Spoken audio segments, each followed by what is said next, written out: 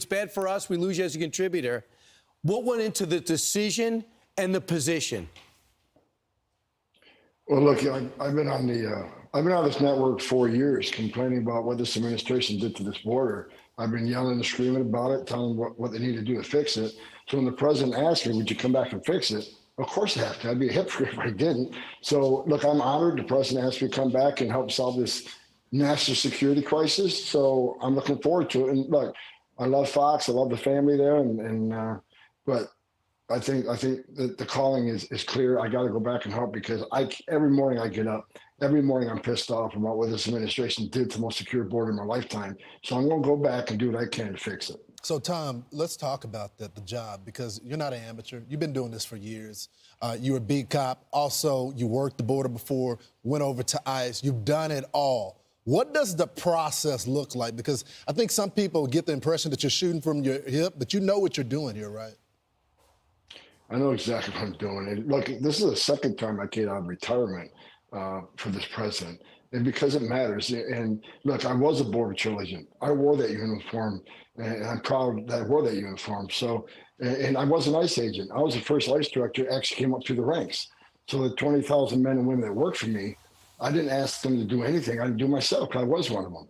So look, I know the border, and I know there's a lot of great patriots. Look, I shut my phone off Friday night because I couldn't handle the phone calls, the texts, and emails from thousands of ICE agents and Border Patrol agents excited about the rumor I'm coming back. But more importantly, that thousands of retired agents, retired Border Patrol agents, retired military that want to come in and volunteer to help this president secure the border and do the deportation operation. So I've been off the grid for 3 days just because I couldn't handle all the phone calls, and plus all the death threats rolling in. My family's not at home right now because that's starting. But that's something we're going to deal with. They're not going to bully me away. They're not going to shut me up. They're not going to make me go away. This is the biggest national security vulnerability this nation has seen since 9/11. We have to fix it. And it's one of the reasons Kamala Harris lost and Donald Trump won.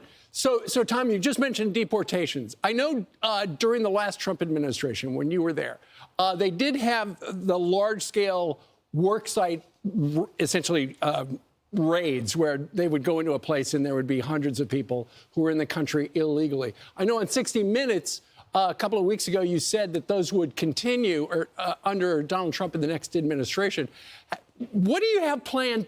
Well, I know you don't want to give away the whole game book, but you do have deportations, mass workplace stuff planned, any other kind of category of deportations of interest? Look, as the president said on stage many times, which I agree with 100%, it's going to be the same it was during his first administration, which is just a hell of a lot more of them, because 10 million people have entered this country illegally under the Biden administration, or they actually let into this country, even though it's violation of federal law, what they've been doing, the abuse of the parole authority. But look, I've been clear, President Trump's been clear.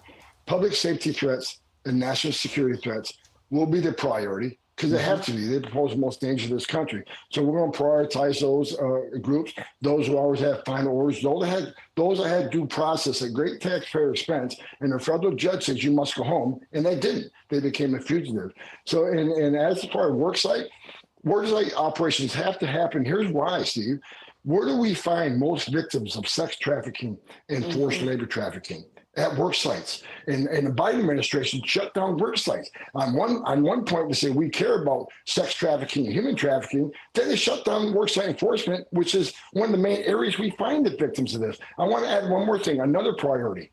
This administration has lost over 300,000 children that were smuggled in this country by criminal cartels they can't find. That's another priority. We need to save these children, because some of these children are in forced labor, some of these children are in sex trafficking, some of these children are living a life of hell every day. And we need to save these children and get them back with their families.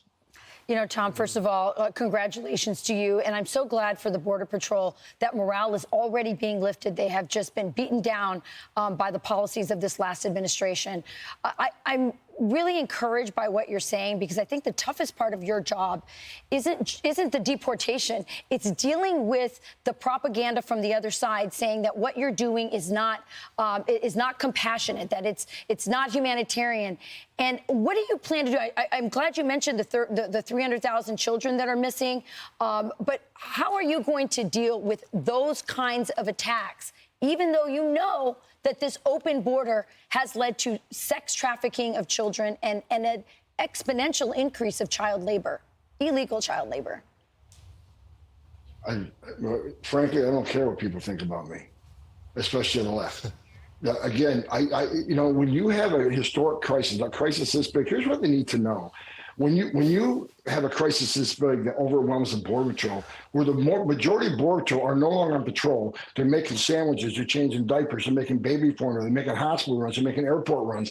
When you take most of Border Patrol agents off the border to deal with humanitarian crisis, that's when the fentanyl comes across to kill 250,000 Americans. That's when the sex trafficking has increased 600%. That's when no suspected terrorists has crossed this country. They've had a record of people on terrorist watch lists that have been arrested at the southern border. That's why you have over 2 million gotaways. How many of them came from a country sponsoring terror? So I don't care what anybody's opinion is on illegal immigration. When you create a crisis this big, all these other bad things happen. That's why you have to secure the border. I don't care if you're a Republican, a Democrat, or independent.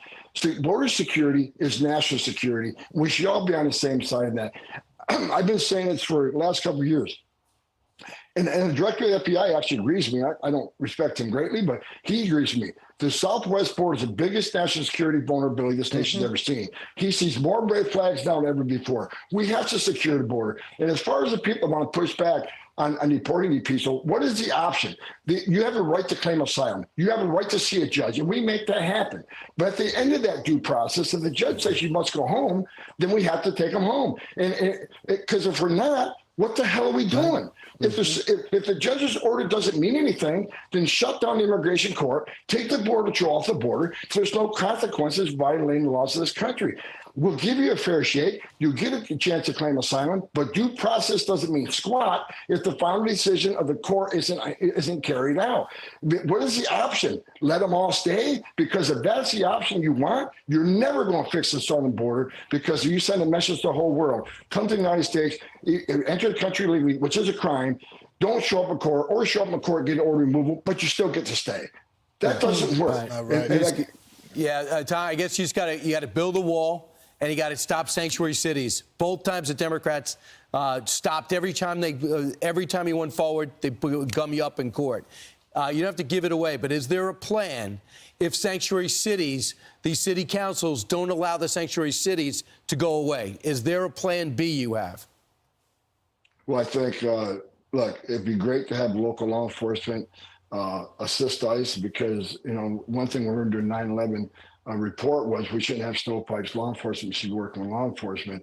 But, there's two things. Number one, under President Trump, he was suing the sanctuary cities, DOJ suing the sanctuary cities, pulling federal funds. Of course, day one, when Joe Biden came in office, he stopped that lawsuit. So that has to be put back in place. And look, I've seen some of these Democratic governors say they're going to stand in the way. They're going to make it hard for us. Well, a suggestion: if you're not going to help us, get the hell out of the way, because we're going to do it. So if we can't get assistance from New York City, and we may have to double the number of agents we send to New York City, because we're going to do the job. We're going to do the job without you or with you. But it's much easier to arrest a bad guy. Like I just said, we're concentrating on public safety threats of human and national security threats. Right. It's much easier to arrest a bad guy in the jail. Give us access to Rikers Island that we've been kicked out of. Let us get the bad guy in the jail. It's safer for the alien. It's safer for the officer. It's safer for the community. But if you're going to release these bad guys, out in the community, then we're going to have to go find them, which puts the officer at risk, puts the community at risk, and puts, and bottom line is, sanctuary cities are sanctuaries for criminals. And the left keeps saying, well, we want victims and witnesses of a crime to feel safe, come to the police department knowing we don't work for life. Let me make one thing clear. That's just a stone cold lie.